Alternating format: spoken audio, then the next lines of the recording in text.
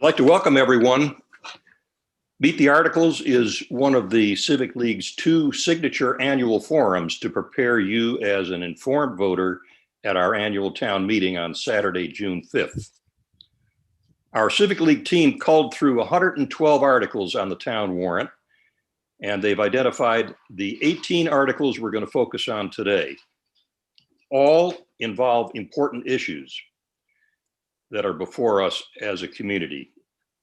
You'll see capital spending, our island home, affordable housing, swimming pools, and noise.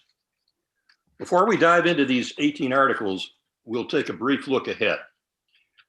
We've invited our town manager and her team to consider what's in store generally and to focus in a bit on 2 forthcoming developments that I've identified. First is the potential uses of the new short-term rental tax revenues. And second, the potential new funding opportunities to upgrade town infrastructure. Then we'll move on to discuss the 18 articles which are today's focus. I'll now introduce Lee Saperstein, who's today's moderator. Lee? Peter, thank you. Friends and fellow Nantucketers, it's a pleasure to be with you. I am, as Peter said, Lee Saperstein. First came to the island in the bicentennial year and have owned a home since 1979, full-time resident since 2007. Enough about me. Any talking that I do cuts into the presentations to be made by our panelists, who are thanked for their time. Incidentally, this first section explores some interesting and important issues and reflects the fact that town meeting is organized around the articles and doesn't always have time for explanations. So our town manager, Libby Gibson, Denise Cronau, chair of the Finance Committee, Stephen Morey, vice chair of the Finance Committee, and Brian Turbot. I'm hoping that they've organized who gets to speak first. I presume it's our town manager. And I'm handing off to you, Libby. Thank you. Thank you for the opportunity to be here. We really appreciate it. Yeah, should I just launch into these first couple of topics? And then I think we're going to go through to Denise, Steve, and Brian for anything that I've missed or things they want to focus on. Sound okay? All right. That's good. All right. So short-term rental revenues, potential uses of new short-term rental tax revenues. So I want to just mention that we're all calling it short-term rental tax, and that is what it is. But initially, it's really technically an expansion of the room occupancy tax to cover short-term rentals, just to be clear about what it is. Potential uses will include, going forward, housing, I am quite sure, capital projects, and we have had some recent discussion about putting a portion into capital funding going forward so that we can potentially mitigate the tax rate impact on taxpayers going forward with some of these big ticket projects, including things such as potentially sewering Nantucket, the Island Home facility, senior center facility, municipal offices facility. We are going to have a pretty big cost with regard to PFAS, solid waste issues potentially. And going forward, operational issues. We have more services to provide. Costs are always increasing. There are items in the select board strategic plan that are going to need funding, including sustainability initiatives, housing, of course, quality of life issues, things of that nature. So I would say all of those things are going to need additional revenue, and this increased funding source could be very helpful. As far as the stability of this funding source goes, I think we feel pretty confident about it. I think, though, that Brian and I have been cautioning all along through the development of the fiscal 22 budget that we have not had a normal year of the expanded tax. And we are obviously right now seeing quite a lot of short-term rentals. And we think that that revenue stream will continue pretty strongly going forward. But again, we don't know what the future holds for them when COVID starts winding down. And the economy, who knows what things might look like with the economy when we all have to pay back the several $billions or more that has been issued to cities and towns and others throughout the country. That's going to have to be paid back at some point. And so what's going to happen then? So I think we want to be conservative and cautious in our cost estimates, revenue projections going forward. I would, that's about all I wanted to say. Denise? Thank you, Livy. Yeah, I think one of the things that, as Livy, the key thing to remember is that this is just an expansion of the lodging tax, which has always been a revenue source for the town. And if we think about the town, with a 2.5% levy limit, we are always quite fiscally prudent in how we spend money. And if unforeseen things come up, like PFAS or like the long-term issues around coastal resiliency, the money has to come from somewhere. And when we go past the capability of the 2.5% levy limit, then we're putting in permanent tax overrides, which is never the favored way to do this. It's always so with that, whilst this is an expansion of the lodging tax, it is not particularly, as I view it, so-called found money, if you will. It's not just extra money that the town all of a sudden has. There are definitely quite worthwhile projects for it to be apportioned to. So that's it for me. And then Stephen, do you want to add anything before you hand it over to Brian?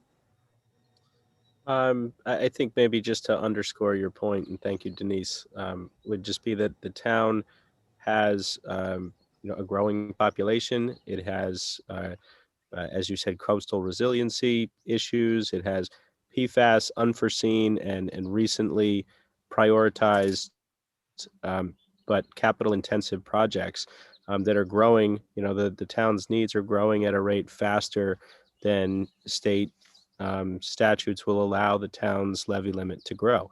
We can grow the levy limit at 2.5% a year before we go to overrides. And we're always looking for or grateful when we find new revenue sources. And when the town meeting voted to institute the local option portion of this expansion of the occupancy tax, it wasn't seen as, now we can come up with a wish list of a whole bunch of other things to do. This is just going to make it easier to do the things that have already been prioritized by the past town meetings and allow us to, deal with some of the challenges coming down the pipe.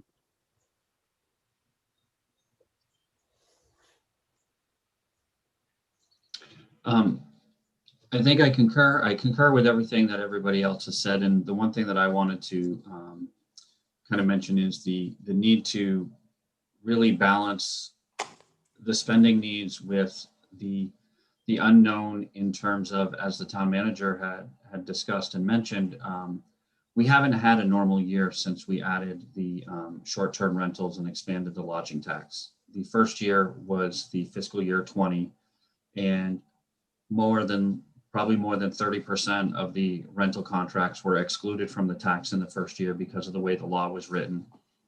The second year of the tax, which is fiscal 21, which we're in now, we were in the middle of a pandemic, and we certainly saw an influx of people during fiscal 21, which has certainly generated a substantial amount of room occupancy tax overall. So going into 22, it's a balancing act to try to figure out where we're going to end up. And I'm not entirely convinced that we're going to see a normal year this year. So we may not see what we can realistically expect in terms of the short-term rental tax until another year from now, when we're beginning the budgeting for fiscal 23 or possibly even to 24. And I know that it certainly has generated a lot of money this year, but we do have to be cautious, because one of the things is this has been a way to really help offset and to build the reserves that we've had, which has had an effect in terms of also generating a stable bond rating. The highest bond rating actually that's presented by Moody's or given out by Moody's. So it certainly has this increased revenue, and the way that we've conservatively budgeted it in the past, trying to meet all the needs, has certainly helped in terms of future spending, in terms of some of it goes to free cash and that's used for capital in future years. So it's a very difficult balancing act with this revenue. And I think that the uncertainty of the last year or two, the last year and this year, is certainly going to carry forward at least into next year and possibly into the year after that before we really can predict accurately what this revenue will look like.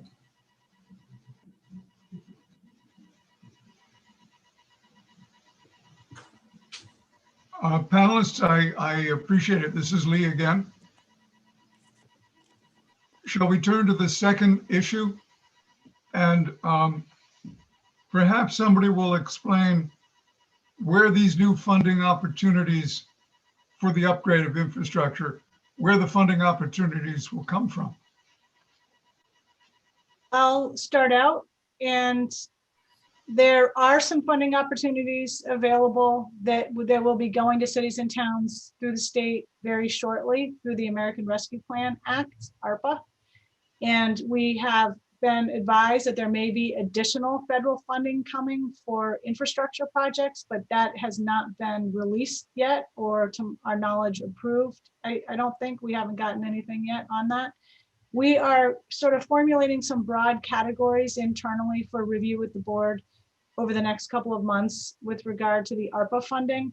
And some of those potential funding opportunities would be for things like capital projects, potentially improvement of Wi-Fi island-wide.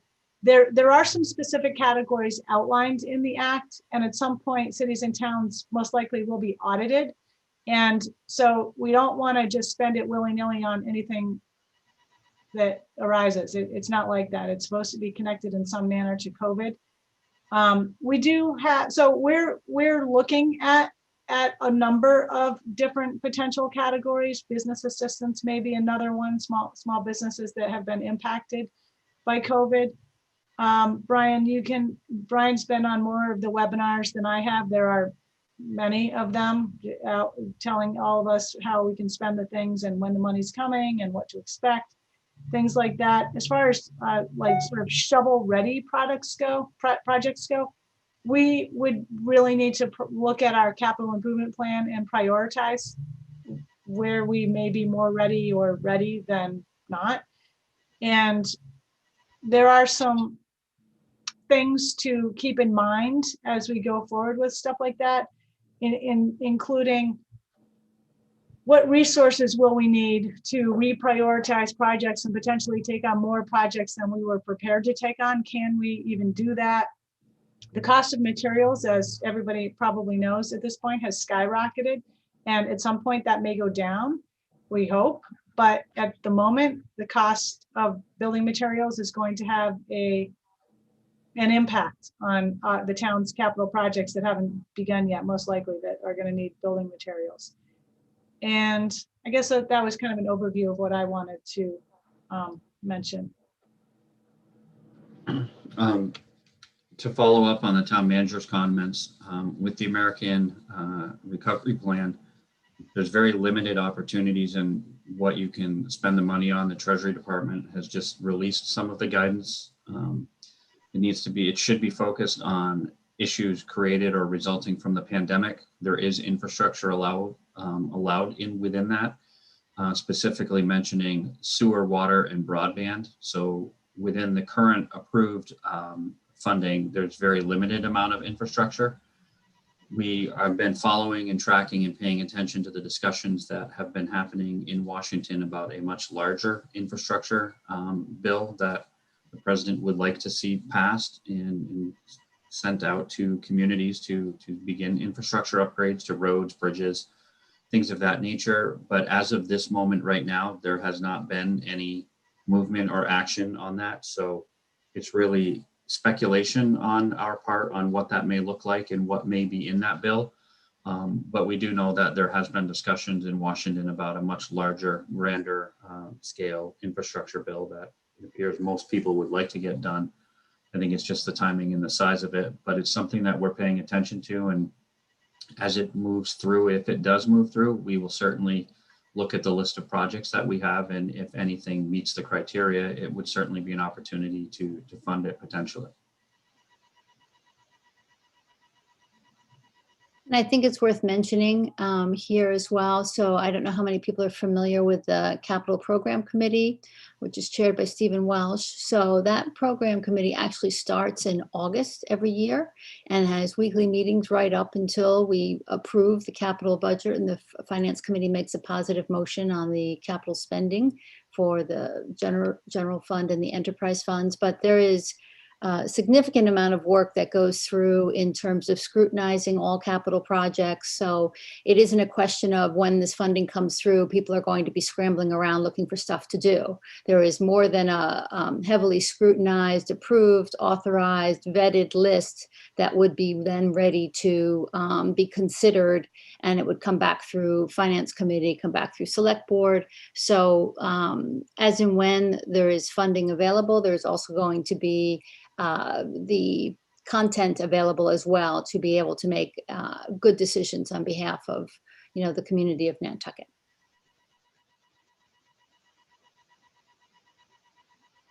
Stephen, do you have anything to add? No, nothing to add. Thanks, Lee. All right.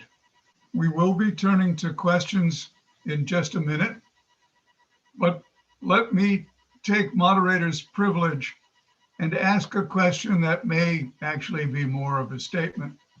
Do I understand that the 4 or 5 capital items on the warrant will need to be fully funded, because it's unlikely that these federal monies or these funding opportunities will arrive before annual town meeting?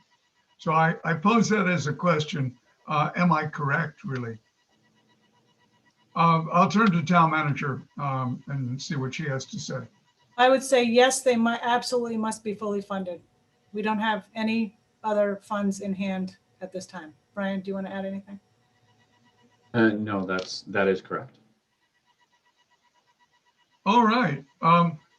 We are a little ahead of time, which is just fine, because some of these items, some of the items yet to come may take a little bit of time.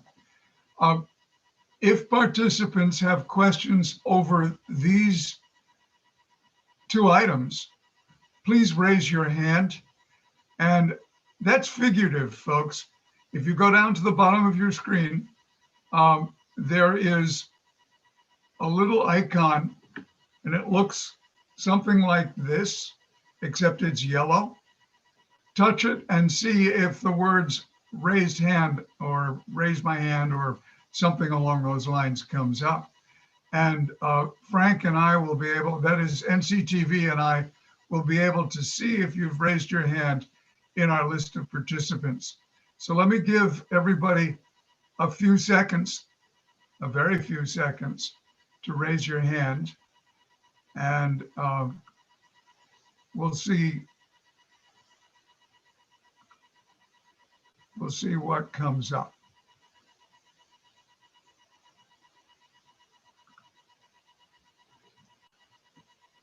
I see 3 raised hands. Let me start with Kathy Baird.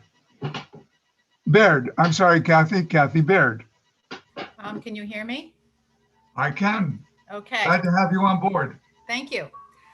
So my question is, given the desire to be conservative in estimating the future revenues from the lodging tax extension to include short-term rentals, has the town conducted, or has the Article 90 submitter provided the economic impact analysis that FinCom requested?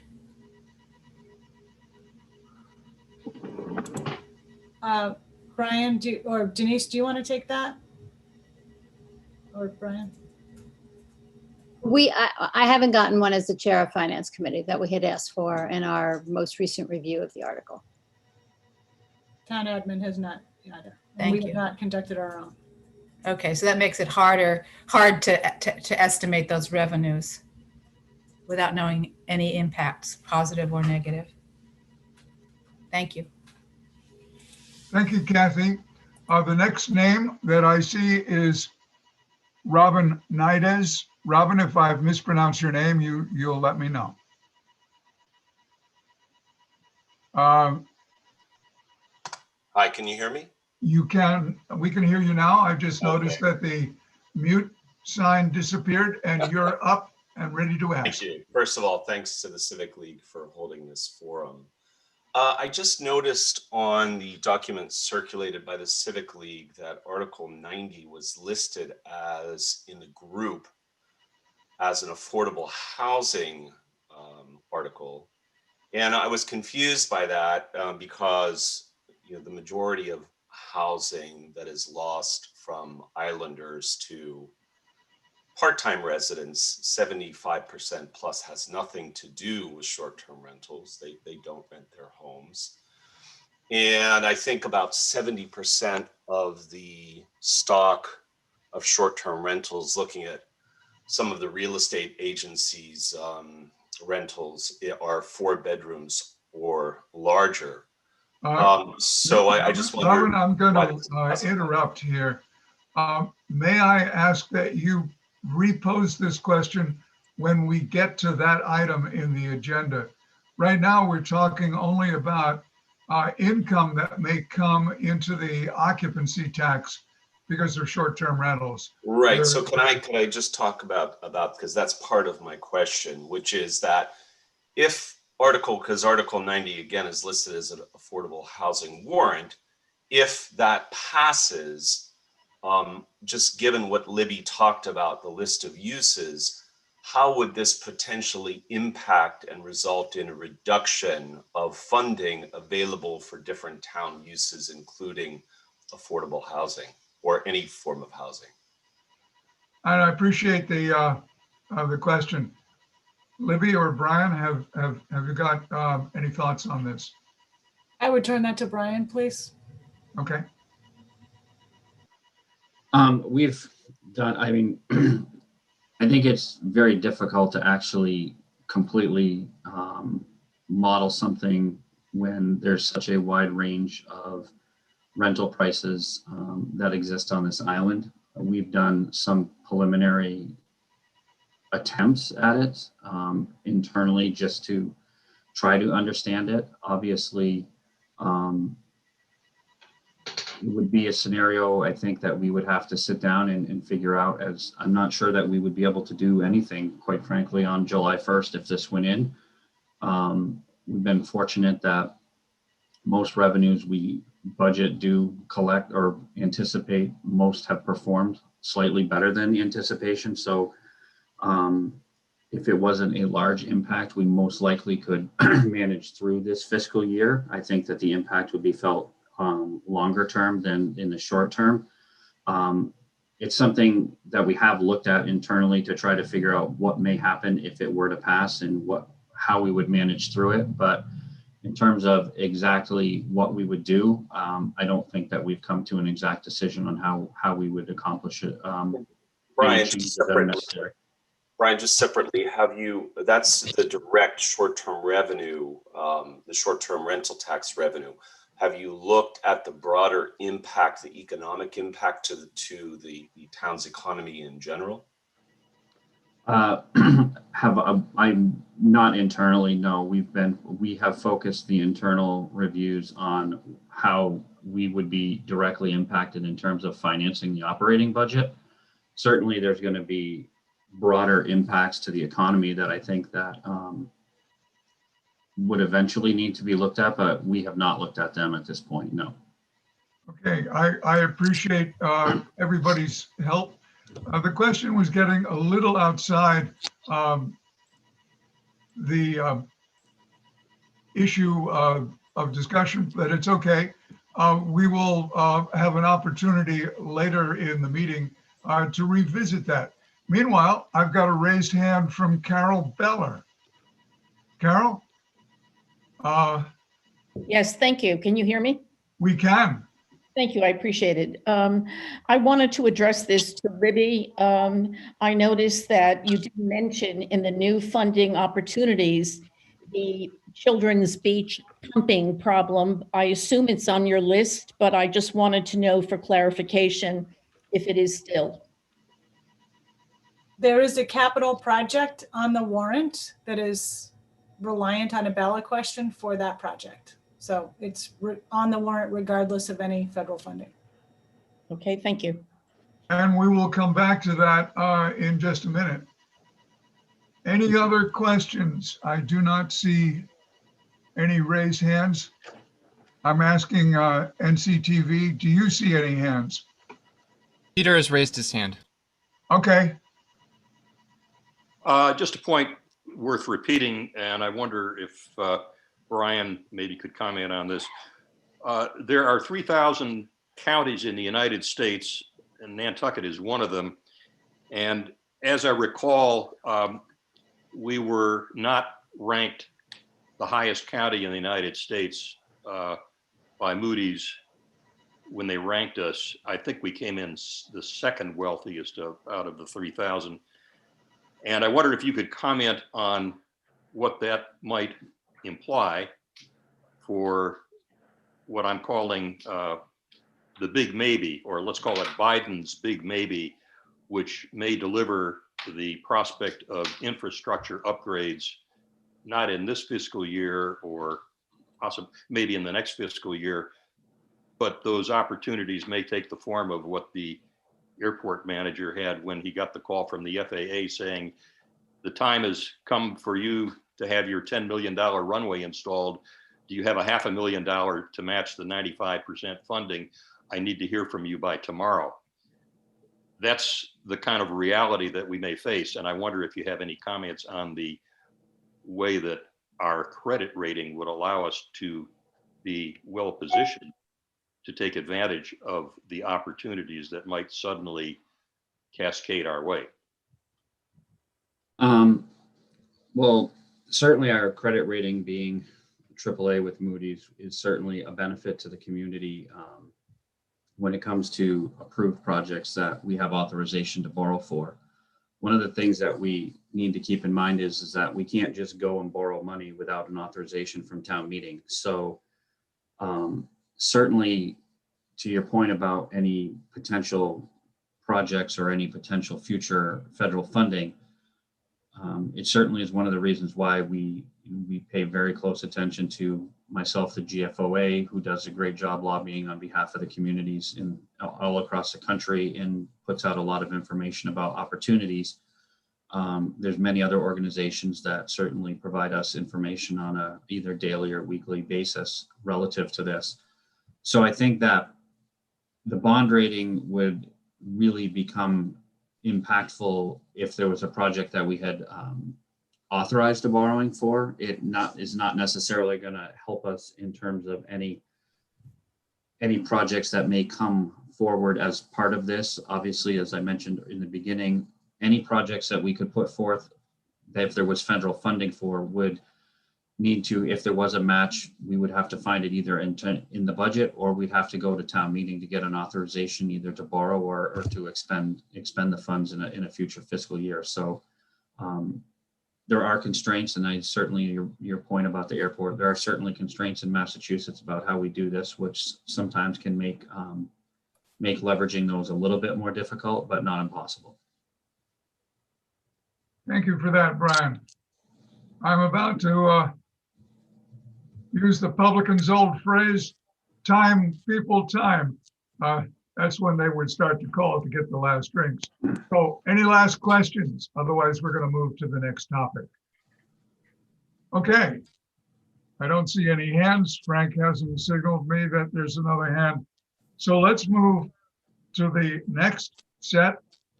And let me introduce Rick Sears, our Assistant Finance Director, who will tell us about the 5 capital items on the warrant. And as I understand it, these are items that may need an override. So it will, if they need an override, it's not just to be voted positively at town meeting. It will go on to our written ballot for the election, which I believe is June 15th. Rick, over to you, please. Great, thank you very much. So yes, 11 through 14, and I'll come back to those articles. 11 through 14 require the override. Start with Article 10, which consists of capital request items primarily relating to maintenance of town facilities, scheduled replacement of vehicles, costs associated with roadway and sidewalk improvements, improvements at the school, and items like that. And there's about 30 requests of discrete requests in Article 10. A few of the bigger ticket items would be sidewalk improvements for a little over $1 million as a continuation of previous year's work with the various sub projects emanating out from Easy Street up through town. Island-wide road repairs is in for $1.25 million this year. That was deferred last year due to COVID-related budget constraints, and that work will take place island-wide. The school, as you probably know, has a multi-year initiative to improve the playing fields. This year, there's a request for $1.1 million to move and reconstruct the varsity baseball field and add 5 new tennis courts and parking lot off of Bacchus Lane. One other sort of big ticket item to highlight is the replacement of engine number 4 at the fire department. That's comes at a cost of $705,000. Engine number 4 is the first responding vehicles that you see around town, and it's pretty much nearing the end of its useful life. It spends a lot of time in maintenance. There are 8 requests, I'll say, in Article 10 that require capital exclusion.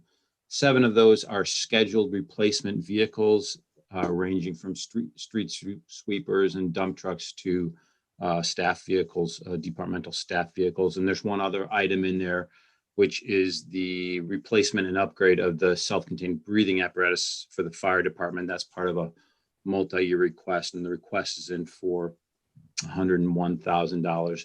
There's other requests, smaller requests, like the IT department has 3 requests to ensure the safety, security of the town IT infrastructure. There are some police radios that are at the end of their useful life. No replacement parts are available. And another one would be the F Street bulkhead repair, which has been had been approved several years ago and requires some supplemental funding. So those are the Article 10 items. Article 11 through 14, which do require the debt exclusion. The first one, Article 11, relates to Newtown Road. And this is about improving the pedestrian as well as the vehicle flow and safety along that road. There will be a multi-use path, as well as ensuring for adequate width and traffic calming and items like that. It is worth noting that the sidewalk or the path connection from Fairgrounds into town is a strategic priority of the select board, and the pathway along Newtown Road will be one more step towards realizing that goal. Article 12 is the road construction of Lover's Lane from Old South to Boulevard. This work is a critical part of the Surfside area roadworks and includes a bike path that currently will follow the path that currently lives within the state park. It will improve drainage of Lover's Lane and Dave Kim Road. And I think it will also improve access for emergency vehicles, of course, in the immediate area, but also as well as in the surrounding area. The estimate there, or the request there, is $3.273 million. Article 13 is about the Children's Beach Pump Station, previously mentioned by a caller or a listener. That has been brought back for approval with a new price tag of $4.3 million. The revised cost reflects increase in costs generally, but also making sure that the pump station is designed with sea level rise in mind. And then finally, Article 14 is supplemental funding request for the Nobodier Field House. This is a 1,500 square foot barn style building that has 3 bathrooms, men's, women, and family, a small covered porch, as well as substantial indoor space for storing equipment and vehicles. And as stated before, Articles 11 through 14 all require a debt exclusion. Rick, thank you. attendees, you may raise your hand at any time for a question, but please know that you'll be called on only after this segment is finished. So if something that Rick Sears has said sparks a question, go ahead and raise your hand. But I will be calling on you only, as I said, when the segment's done. Article 15 is specific to our island home. And Brian Turbot, Finance Director, will be discussing along with Rick Atherton. Rick and I serve on several committees together.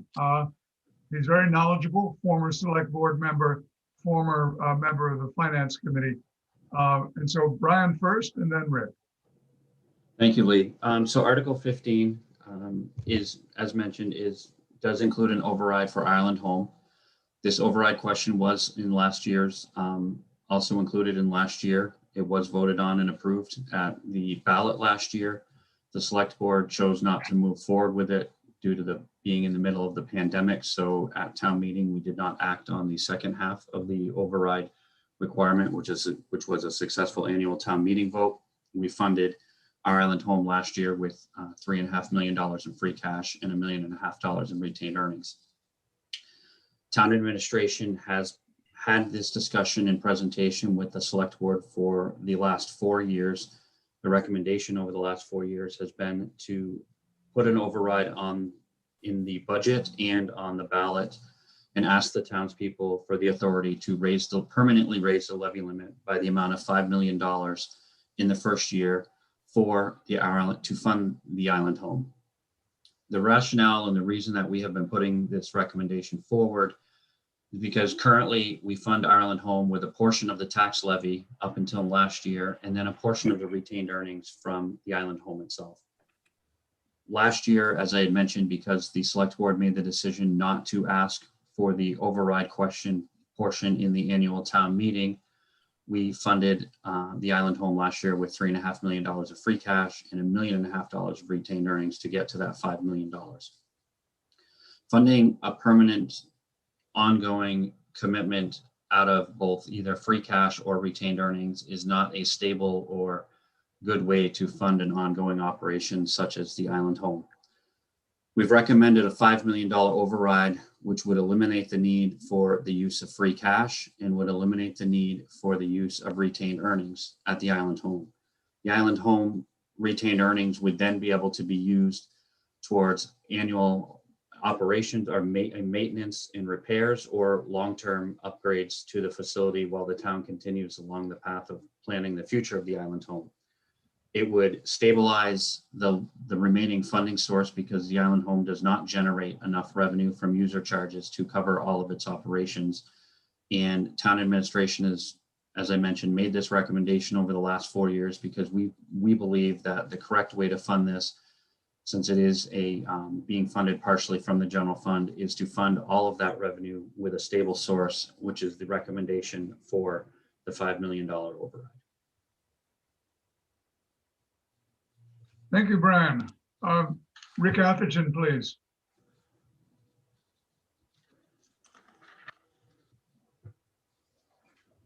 Rick, are you here?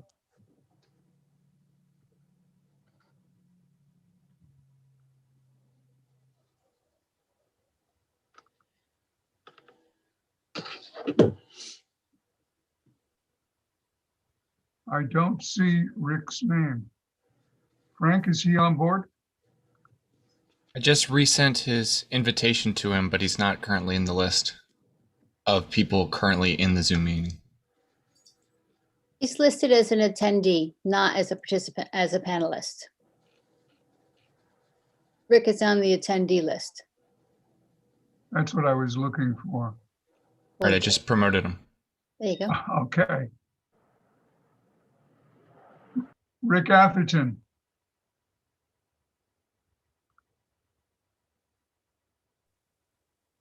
Hello, sorry, Lee, can you hear me?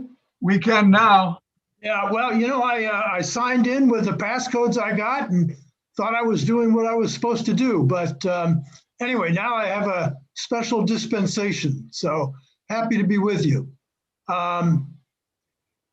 And now I have a sign that just popped up and said, start by video. Oh, gosh. Anyway, hello, everybody. Yes. Not only can we hear you, we can see you. Now we're really humming. I wanted to sort of share my thoughts. I think we should point out to start with that Article 15 is not just about our island home. It's about funding a number of our enterprise accounts, of which our island home is only one. It includes the airport, the sewer, solid waste, and the water company. And I just want to go back with a little bit of history. I was around when Channing Moore wrote a letter to the selectmen in 2009 recommending that they consider setting up an enterprise fund for our island home in order to better track all the expenses, primarily that include the sort of indirect, including health insurance and pension. Finally, in 2013, the board acted and an enterprise fund was set up. I was on the board at that time, and it seems clear to me that the town's commitment to our island home is best served by an appropriation, much like our schools, our police department, our firemen. It is equally important to community commitment, and the way we best show that is to rank it right up top in Article 8 as part of the tax levy for the portion of its expenses that aren't covered by fees.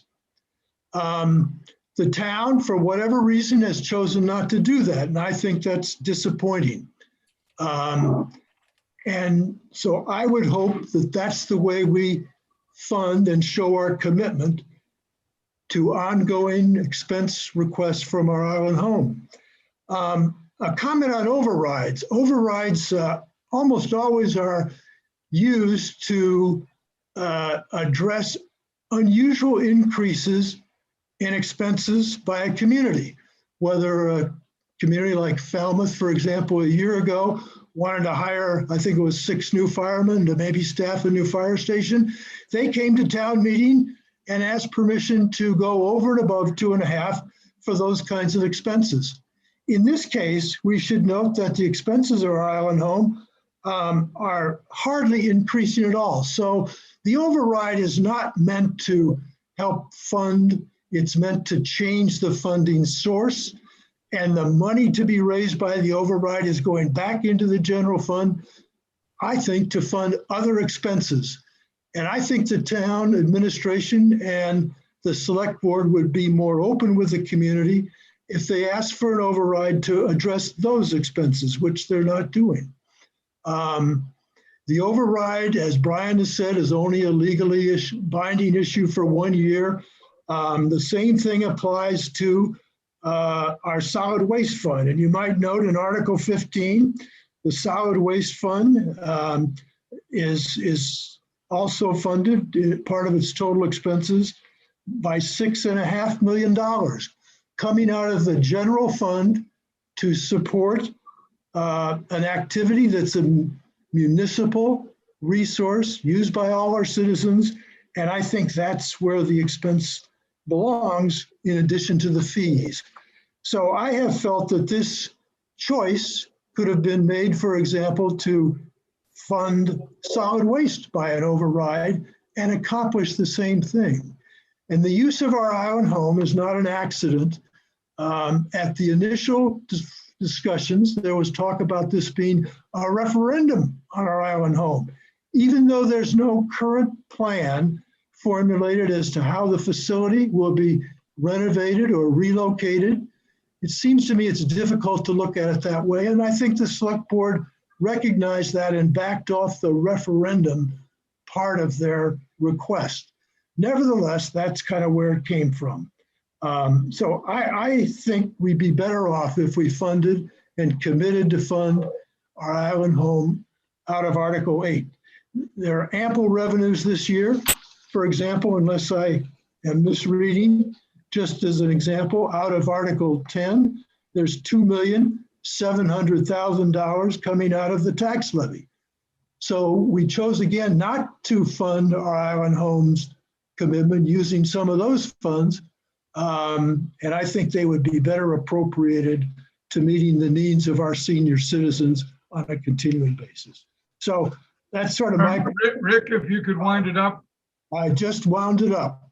Thank you, sir. I don't want to offend, but I want to give our finance director and our town manager a chance to reply. Do I get to reply after that?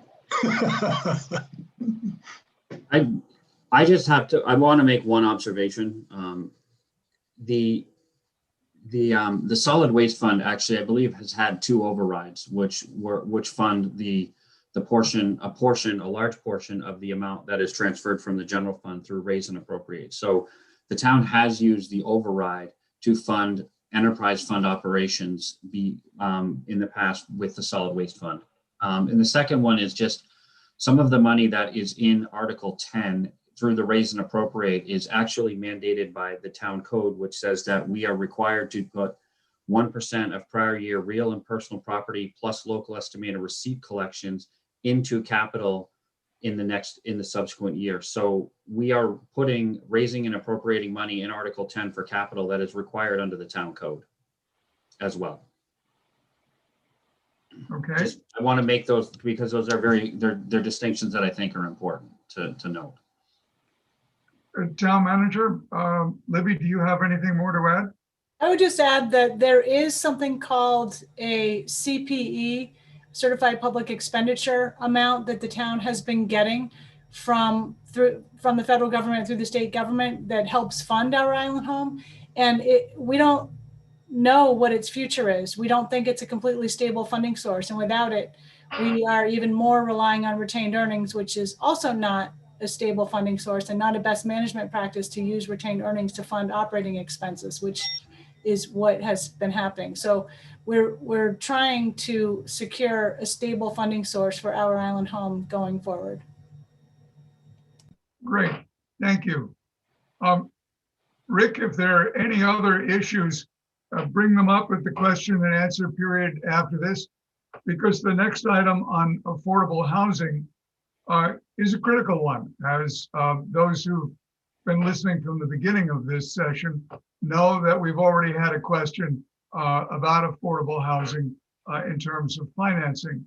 So let me turn to Brian Sullivan, who is the chair of Nantucket's Affordable Housing Trust, and Tucker Holland, the town's housing director. I'm hoping that the two of you have decided who speaks first. Great, thank you, Lee. This is Brian Sullivan. I'll start with the line item in Article 8 as listed. There's a funding appropriation $485,000 for operating and payroll for the town housing office. The Affordable Housing Trust Fund has been working with a part-time administrative person and Tucker Holland as the town's housing coordinator in a role. Administration has recognized the significant need to have a regular office and regular funding. So this item appears here in the annual budget at $485,000. Tucker, do you want to elaborate on that in any way, or? I can work my way through all of them, and if you have a comment, just let me know. Sounds good. Thank you. Great. Article 10, the line item of $1,625,000, again brought forth by administration and the finance department, is used for funding for some of the ongoing existing projects that the Affordable Housing Trust works on, such as funding of Habitat for Humanity, Housing Nantucket programs, the down payment assistance, and the covenant lot creation programs that are currently in operation that the trust works on a regular basis. So this funding will continue the operation of those items. So that's Article 10. Article 23 was originally written as a single line appropriation funding for the office that I spoke of earlier. It was determined by the group that a regular funding of the office should happen in the budget on a regular basis. So at this point, Article 23 is now moot if it passes in Article 8. I can kind of leave that one there. Article 24 is an override item. It's $7.5 million. These funds would be used for the development of ongoing projects and other projects coming in the pipeline. An example of a project that is coming up for future development would be 135 or 137 Orange Street, which is a property that the trust purchased. This purchase was made on the guidance of the Neighborhood First Committee and like properties that they should acquire using previously funded $20 million.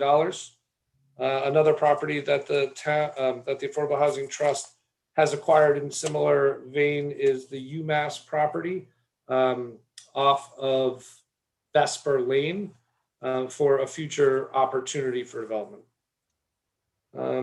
That moves me to Article 38.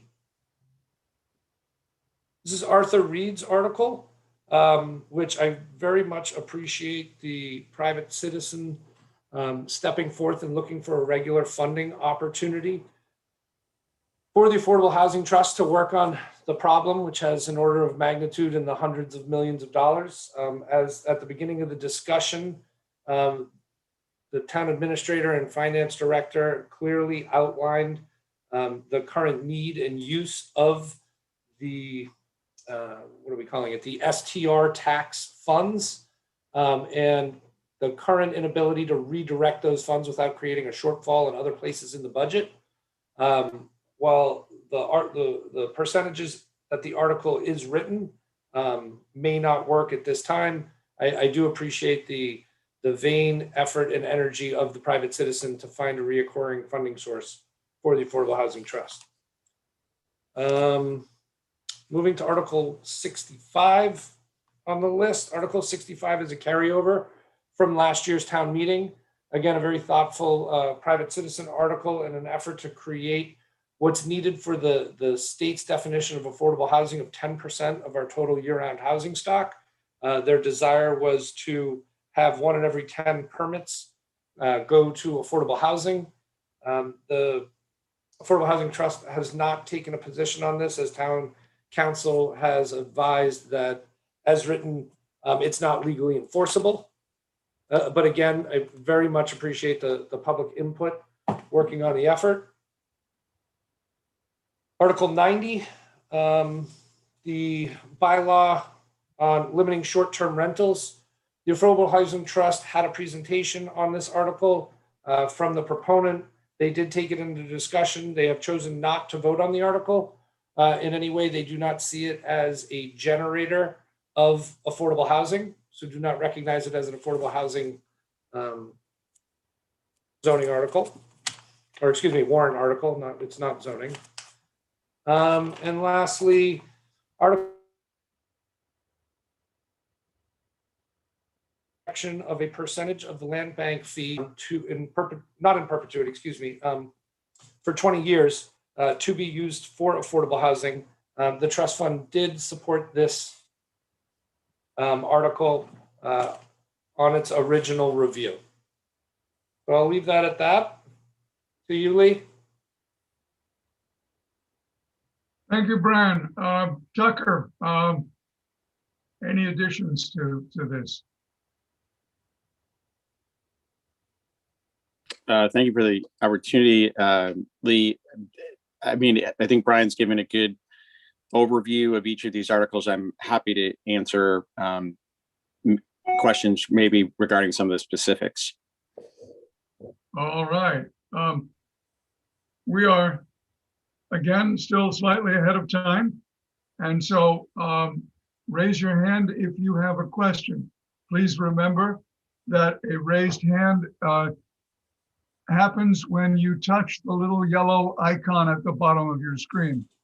And by the way, this is a unpaid political advertisement. Don't forget to bring the warrant with you if you're going to attend town meeting. There will be additional ones at at town meeting, but if everybody waits to get there, to pick up their warrant, two things will happen. One is we'll run out, and two, you won't have enough time to read everything. Okay, I've got questions. And Kathy Baird, again, sorry, Kathy, I don't mean again. I see Kathy who had a question at the earlier segment, but I'm turning to you, your turn. Thank you. So the mentioning of that Article 90 was submitted as an affordable housing article. I guess I'm just confused because the warrant article itself doesn't make any mention of affordable housing, other than the affordable housing units may not be used as short-term rentals. Are affordable 40B and covenant housing units already prohibited from being used as short-term rentals? And then how does an article, this is just education for me, get categorized as an affordable housing article if there's no mention of that in the warrant itself? So two questions. So that's a very fair question. I will attempt a partial answer, and if I'm not correct, Peter Morrison, who assembled the program, will jump in. I think it goes back to the justification for the bylaw change, in that if not approved, the potential for a reduction in affordable housing exists. Peter, did I get that correct? Yes, the reason that we put Article 90 under the category affordable housing was, first of all, we didn't have any other place to put it. And we are treating these thematically rather than individually. And secondly, I made that choice because the proponents are presenting it as having an expected effect on affordable housing. And so it is for them to make that case, and we welcome hearing it. Peter, Lee, you're describing the location of the dry cereal in my kitchen. We didn't have any other place to put them. All right, Robin Knight is back again, please. Lee, if I may, Kathy had a two-part question. Oh, okay. Yes. The first part of her question regarding 150% AMI restricted and other affordable units are restricted from the short-term vacation rental inventory. So I just wanted to confirm that for her. Okay, good. Remember, folks, the more information that we can share, the better informed our electorate will be at town meeting. And now, Robin, please.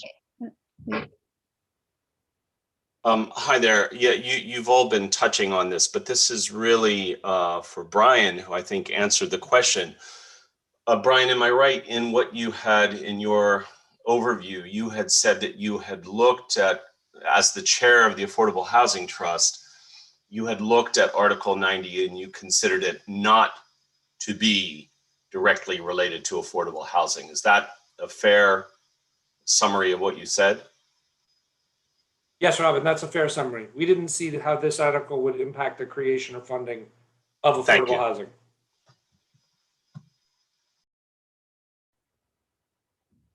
Folks, thank you. I see one more question. No, that's Robin's hand up. Let me check the panelists list. I do not see questions among the panelists. Back to attendees. Folks, I'm toggling in something called the participants list. Incidentally, we have 44 people on board, and I will announce before we go to the very next segment that NCTV graciously will ensure that the entire recording will be available from them. Frank, I presume by streaming. I just saw, we have a new question here. We have the time. Brooke Moore, please, your question. Thank you, Lee. I wonder if I'd like to ask you as the host whether this might be a time to clarify some misinformation that was printed in the paper last week that might be misleading people regarding Article 97. Yes, but if Okay. I may, keep it brief and make reference clearly and positively to items that might be looked at as a reference, so that people at their own time can add to your response. Terrific. Thank you very much. In the Here and Now column in the Inquirer and Mirror last Thursday, it was stated that 50% of the land bank revenue is used to serve debt that they have outstanding. And I wanted to clarify that 50% of the average 5-year revenue for the land bank over the last 5 years is $10 million. And the land bank expends about $765,000 in interest cost last year. And they did make some debt capital payments, but they currently have outstanding debt of $16 million and a cash balance of $39 million at the end of 2020. And so clearly the math does not add up, that 50% of their revenue goes to current debt service. So I just wanted to make that clarification for the public. It's not even close to that number. It's not even within a margin of that number. I appreciate that. And Brooke, may I say that you are one of the nominators of Article 97. Is that Absolutely. correct? That I am the primary sponsor of Article 97. Sponsor. Yeah, thanks for clarifying that. It's a better word than nominator. Thank you. Yeah. All right, we're now going to move to 2 more articles. Before we do, let me remind participants, if they have an article, a citizen-sponsored article that they'd like to discuss, they're welcome to do that when we get to the end. And it looks like we're going to have plenty of time for that. Our presenters have been very cogent, very coherent, and also very tightly scheduled. So Article 48, swimming pools. Town meeting has dealt with swimming pools several times, but we're going to ask Denise Cronow from the Finance Committee and Judith Wegner from the Planning Committee, both chairs, to discuss Article 48. And again, I'm presuming that you figured out who speaks first. I am going to suggest that Judith starts. And Judith. Thank you, Denise. We both have had a chance to think very hard about these issues, and I'm glad to be paired with Denise. 3 things I want to say. One is what this article does, why it's proposed, and then a comment on the Finance Committee views. What it does is something different than the proposal that was a citizen article back in 2017. So I would refer you to page 63 of the actual warrant. This article is applicable only to R1, SR1, R5, and R5L, that is areas near the historic downtown. What it does is also to require 10-foot setbacks from side yard and rear lots. And it provides people with an option of either a secondary dwelling or a swimming pool if they have less than 7,500 square feet. So that's what it does. Why it was proposed, the planning board sponsored this unanimously after 3 years of discussions on it. We are concerned about impervious surface associated with swimming pools. The town here uses ground cover, which is different from impervious surface. Impervious surface means whether the ground can absorb water, and with the increasing severity of storm patterns and issues about drainage and stormwater runoff that affect nearby properties and public roads. We think there's need to address this impervious surface issue. In addition, there's concern in some of these smaller lots about noise and lights associated with pool operation. And we've heard that particularly from neighbors abutting the smaller lots and those in historic areas. It's unusual for the FinCom and the Planning Board to disagree. The FinCom's concerns, which I know Denise will address, have to do with private property owners' expectations to build swimming pools in these areas, and also that they thought the Planning Board should have used some kind of a survey process to gauge the thinking of those property owners. The Planning Board, because it's studied this over several years, believes that there's enough information on the problems and that they affect more than individual property owners. That is, they affect everybody, users of roads and people who haven't yet moved in because they haven't built there yet. And that we therefore believe that it was important to bring this to town meeting. We tried to mitigate the effects by giving a choice, as I said, about for lots smaller than 7,500 square feet to have either a secondary dwelling or a pool. And we set the effective date as the end of September 2021. So anybody who has immediate plans for pool would be able to proceed with that. But at the end of the day, I think we struck a different balance than the Finance Committee did. I think their concern, and I understand it, is that private property owners may have invested thinking that they'd be able to put in pools as well as secondary dwellings. We think, on the other hand, that there's really notable effects in this particular area of town. It's not the whole island. It's not the big lug 1, 2, 3 larger areas outside of town. It's the area right near the historic downtown, and that we think that there's more at stake there than simply individual property owners' interests. So thank you. Denise, your turn. Thank you, Judith.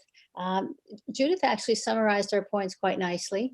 So I'll just reiterate, when the Finance Committee discussed this, and we did discuss it at length, and we had quite long deliberations on it, and Judith and I also had several conversations separately.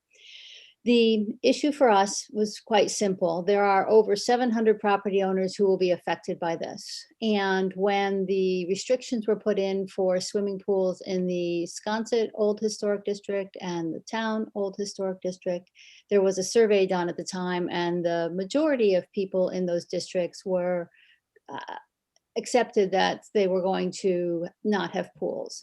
So when we discussed this, we felt that because there's over 700 property owners whose property rights would change with this, that they should have been consulted. And whilst this has been in discussion for 700 years, for 3 years, that we felt that this was a necessary step, and so we were quite concerned about it. And so therefore, in this case, we did not support the planning board's motion, which is quite unusual, and we did not take it lightly, but we felt strongly that the people who have these properties today, with the expectation that they could use it as originally bought and intended, that they should at least at a minimum be solicited for their input prior to having this change go forward, as many of them will probably not be voters registered in the town. Stephen, did you want to add anything to that?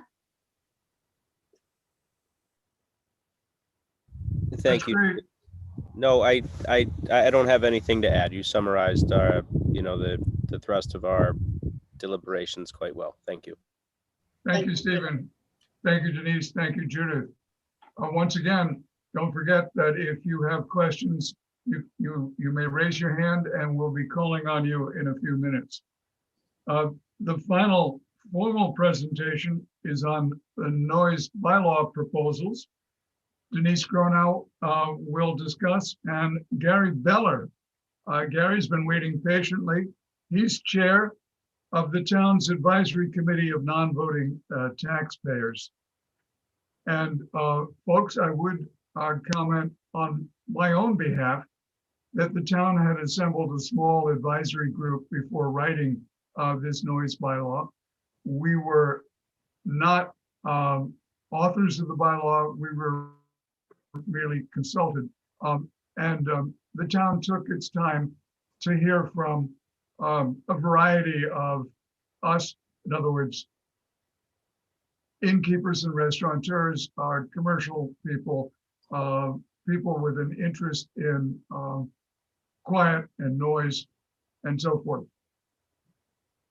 And then as I hand this over to Denise and Gary, I will share with you a very elaborate technical definition of noise.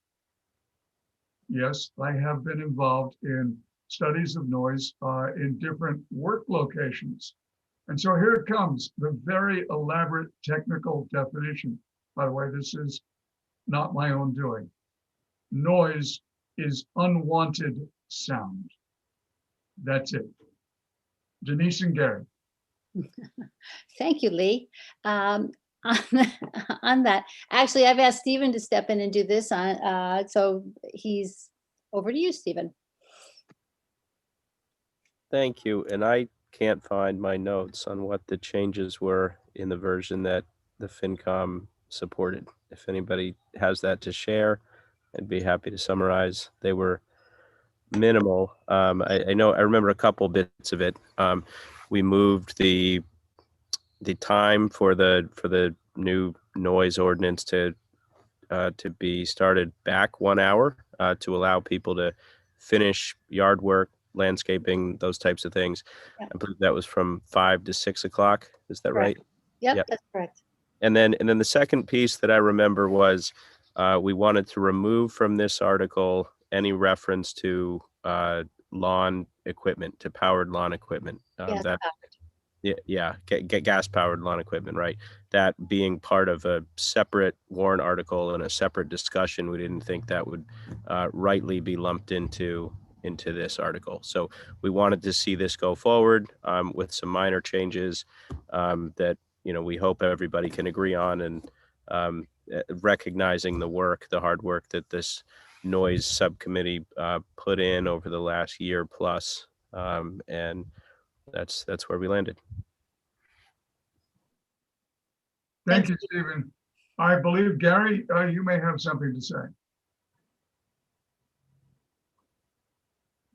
You're on mute at the moment. I can see the little red slash through your microphone icon. Yes. Now you're good, Gary. Thank you. Thank you. I'm glad to be able to speak to this issue. I actually believe it's one of the less understood issues that is going to be facing the voters at this upcoming annual town meeting.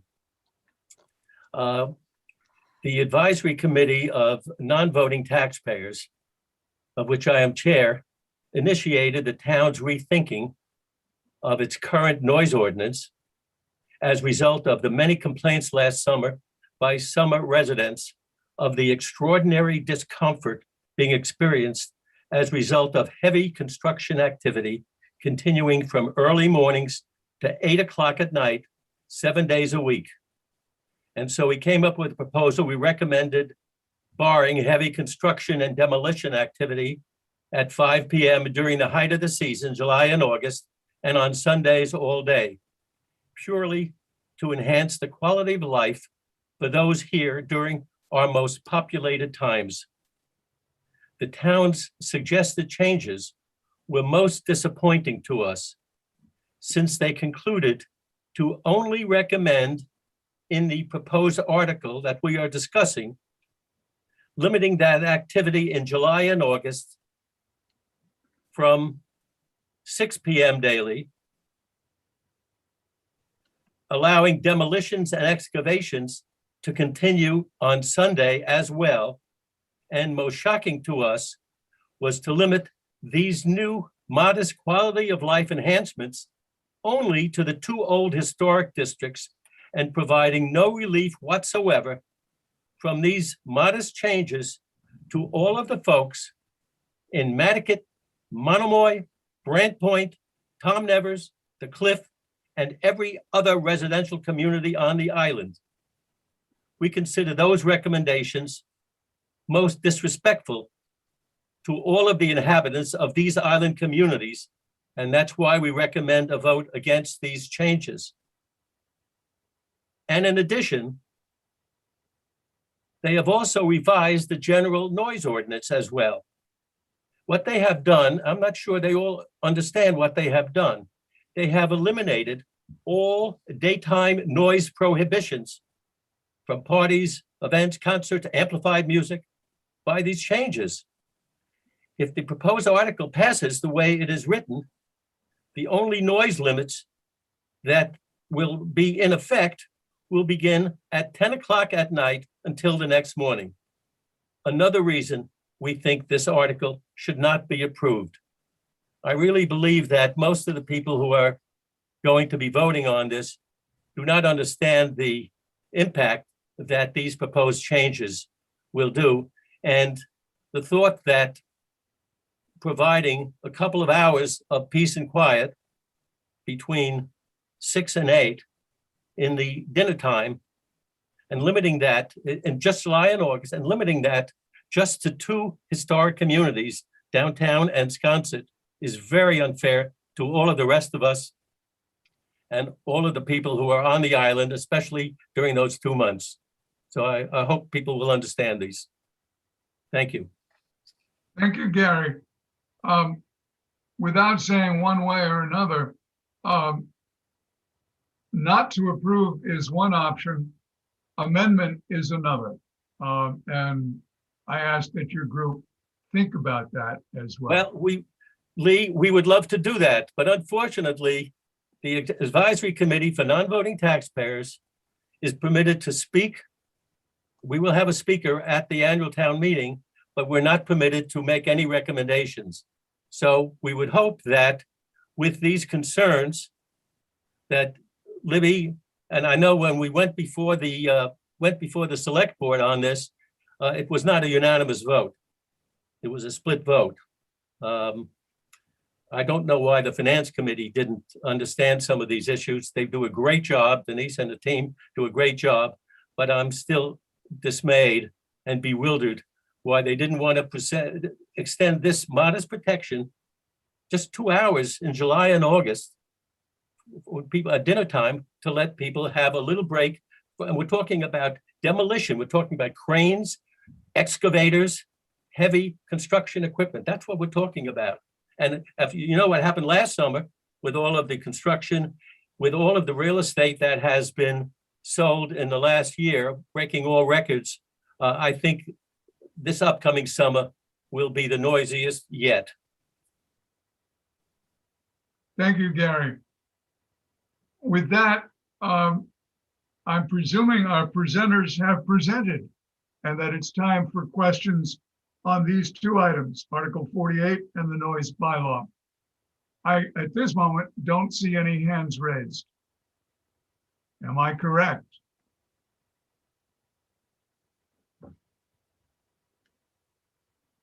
No, I haven't gone on mute. I'm just waiting the second to see if anybody raises their hand. Second thoughts, as it were. No. Well, our worst fears have not been realized. That is to say that we would run over time. Our town participants have told us that they must leave by 3 o'clock, but that's still 40 minutes away. And so if there are attendees on this forum who themselves would like to discuss in a minute or two, operative in a minute or two, articles that they have sponsored and are on the warrant, you're welcome now to raise your hand and I'll call on you.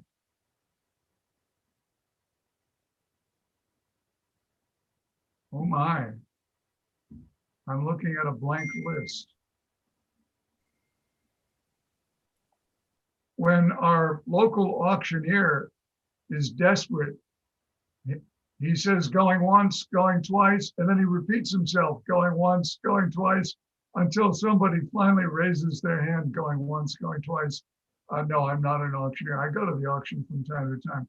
And I'm just mumbling away here to make sure that everybody has had a chance to raise their hand.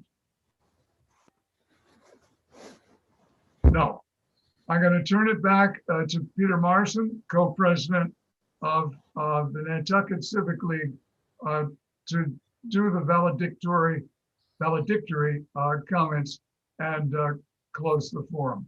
Peter? Thank you, Lee. I'll try to spend 60 seconds hoping that the three people who said that they did want to speak on behalf of their article, I told them to be ready to go strictly with 1 minute at 3 o'clock. So maybe a few of them will show up. I just wanted to thank everyone who's participated in the forum. It's given me new inspiration on how to time this. I was really fearful that it was going to go way over 3 o'clock, and I very much appreciate the town manager and her team, being here on a Saturday, and you are excused from duty now. And I think we can make one last call.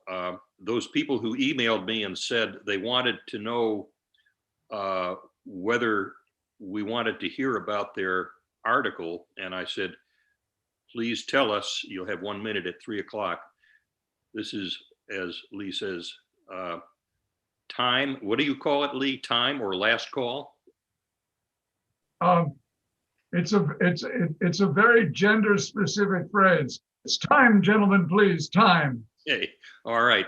This is the final call for anybody who wants to speak as an individual proponent. If not, I want to offer my personal thanks to everybody who helped put the forum together.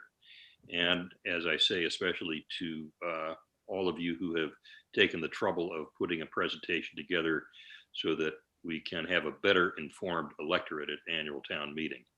Last call. Thank you, Peter. While we're digesting last call, remind everybody that this has been recorded and will be available from NCTV 18 at your option and leisure. Correct. It's what we call, viewing on demand. So pass the word around.